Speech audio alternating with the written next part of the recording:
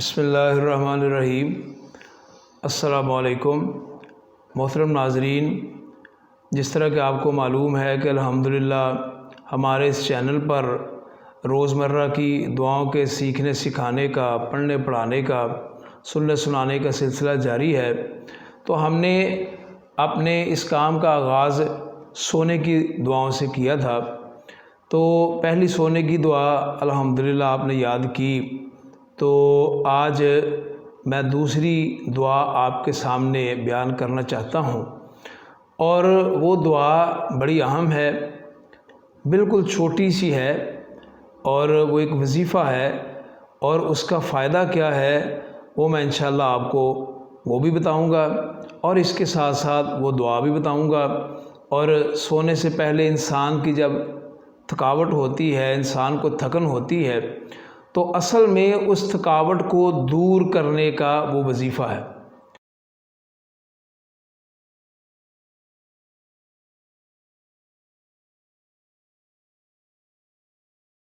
تو سونے سے پہلے یہ دعا پڑھنی ہے۔ اب اپنی بات کے آغاز سے قبل میں یہ بات آپ کو بتانا چاہتا ہوں کہ ایکچولی نیند جو ہے وہ اللہ کی نشانیوں میں سے ایک نشانی ہے۔ آج تک کبھی کسی کو پتہ نہیں چل سکا کہ نیند کیا ہے، کہاں سے آتی ہے، کیسے ختم ہوتی ہے۔ اللہ تعالیٰ نے یہ ایک عجوبہ اور نشانی اپنی بیان کی ہے۔ اللہ نے 21ویں پارے میں سورہ روم کے اندر سورہ نمبر 30 ہے، آیت نمبر 23 ہے، اللہ فرماتے ہیں وَمِنْ آیَاتِهِ مَنَامُكُمْ بِاللَّيْلِ وَالنَّهَارِ، کہ رات کو، دن کو جب انسان سوتا ہے تو یہ سونا، اس کا یہ سونا، یہ نیند بنیادی طور پر اللہ کی قدرتوں کی ایک نشانی ہے، اللہ کی، کہ انسان دیکھتا ہے کہ میں تھکاوٹ کے ساتھ چور ہو کر سوتا ہوں، جب میں اٹھتا ہوں تو میرا جسم ٹھیک ہوتا ہے۔ یہ ایکچول نیند کا ایک مقصد ہے جو اللہ نے اس دنیا کے اندر بنایا، اور بھی کئی مقاصد ہیں جو انشاءاللہ وقت کے ساتھ ساتھ میں آپ کے سامنے شیئر کروں گا۔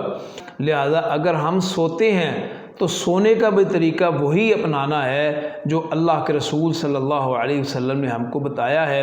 ہم سونے سے پہلے یہ دعا پڑھیں، اور یہ ایک واقعہ ہے بڑا ہی بہترین، صحیح بخاری کے اندر حدیث نمبر 3113 ہے۔ حضرت علی رضی اللہ تعالی عنہ یہ بیان کرتے ہیں کہ حضرت فاطمہ رضی اللہ تعالی عنہ وہ چکی چلانے کی وجہ سے ان کے ہاتھ تکلیف دہ ہو جاتے تھے، ان کے ہاتھوں پر چھالے پڑ جاتے تھے۔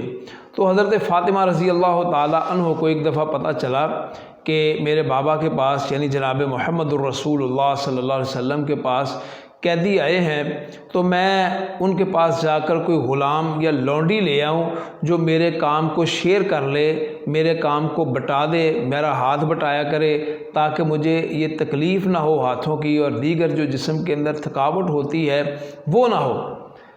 وہ امام کائنات علیہ السلام کے گھر آئیں، آپ گھر پر موجود نہیں تھے، تو حضرت فاطمہ رضی اللہ تعالی عنہ نے اپنی اس حاجت اور ضرورت کو حضرت عائشہ رضی اللہ تعالی عنہ کے سامنے بیان کر دیا۔ اللہ کے رسول گھر تشریف لائے تو حضرت عائشہ رضی اللہ تعالی عنہ نے حضرت فاطمہ رضی اللہ تعالی عنہ کی جو درخواست تھی وہ امام کائنات علیہ السلام کی بارگاہ میں پیش کر دی۔ حضرت علی بیان کرتے ہیں کہ آپ کو جب پتہ چلا تو آپ فوراً ہمارے گھر تشریف لائے، اور لائے کب تشریف؟ جب ہم اپنے بستروں میں لیٹ چکے تھے، یعنی رات کے وقت آئے تو ہم اپنے بستروں پر لیٹ چکے تھے۔ جب ہم کو امام کائنات علیہ السلام کی آمد کا پتہ چلا، ہم اٹھنے لگے تو آپ علیہ السلام نے فرمایا جس حالت میں ہو وہیں رہو۔